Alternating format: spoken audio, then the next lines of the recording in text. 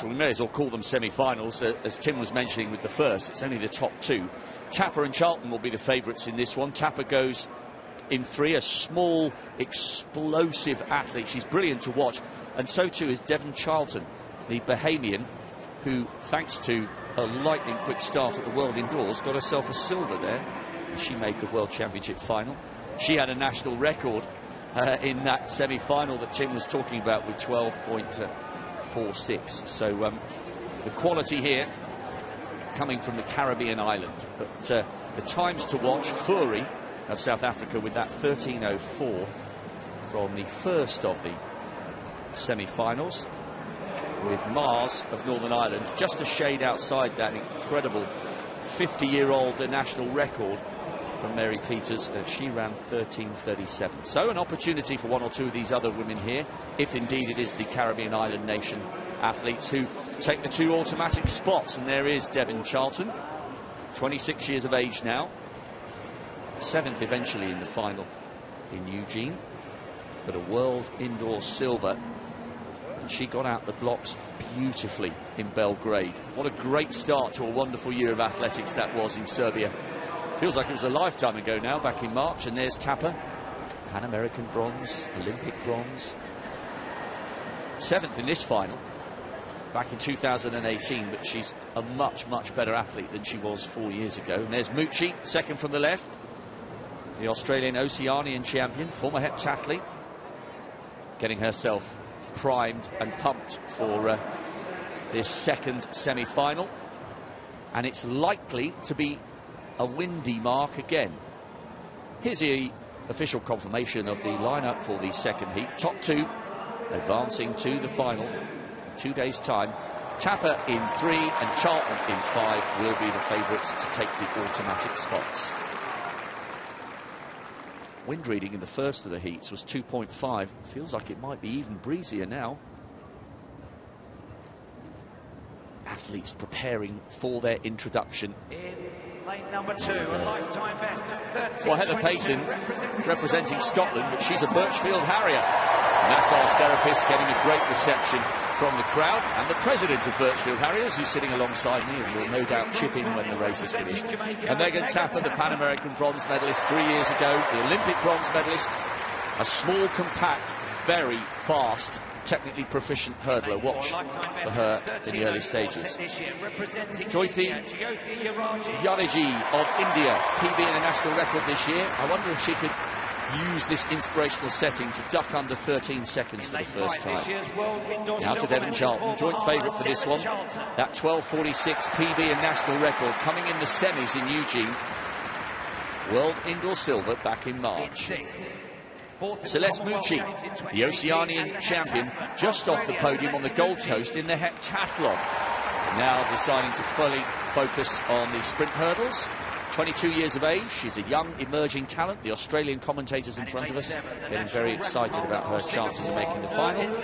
And Noor Zaini, I remember watching her get a bronze in the SEA Games, the Southeast Asian Games, the sweltering conditions of Kuala Lumpur back in 2017. Big moment for her. She'll need a big PB to get in the shake-up for the final. Patton of Scotland in 2. We're not using lane 1. Tapper will be 2nd from the right, but in lane 3, the Jamaican. Yaraji of India in 4. Charlton, Bahamas in 5. Mucci, Australia 6. And Zaini of Singapore nearest the camera in 7. There's Tapper. She's in lane 3, but she'll be 2nd from the right-hand side with lane 1 not being used. Tapper in the yellow, Charlton in the turquoise. The 2 athletes from Jamaica and the Bahamas expected to take the automatic spots. But you never know. That's why we love watching live sport. You can't always predict. Well, Charlton, just as she did in the World Indoors, has got a great start. But Tapper now coming through, and Mucci running well for Australia in 3rd. Charlton just beginning to come back to Tapper, but it's Tapper who takes it. 12.67.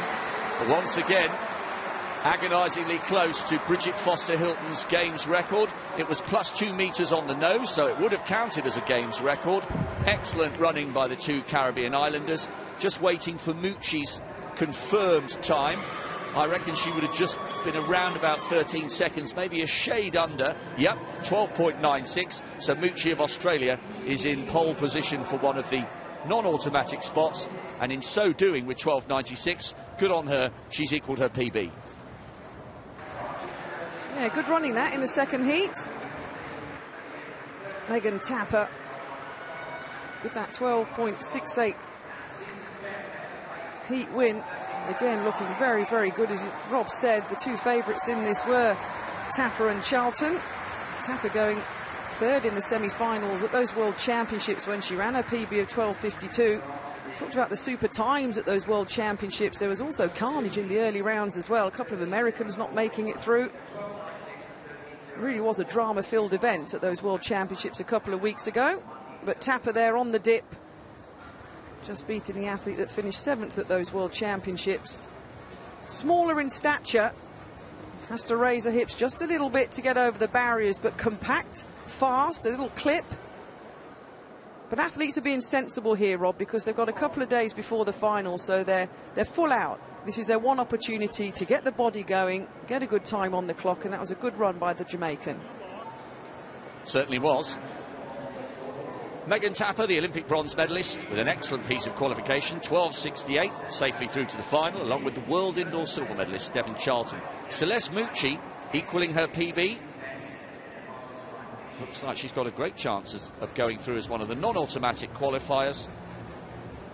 Not the case for Yaraji, because Furi, from the first of the semis, occupies the second of those spots with 13.04.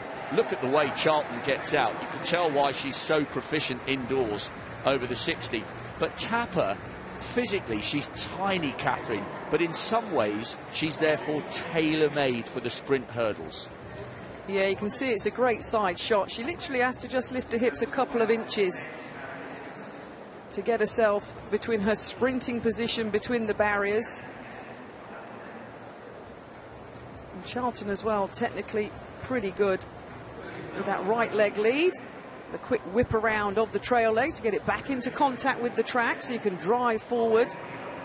Yeah, this is shaping up very nicely indeed, isn't it, this women's 100-metre hurdles? Well, what I like about this event is we've now become fascinated from a global perspective. I mean, we marvel at the Americans, seemingly a never-ending conveyor belt of American women who can run 12.3, 12.4, 12.5. You know, making it onto the American team is almost impossible. Now we've got Amazon, the world record holder.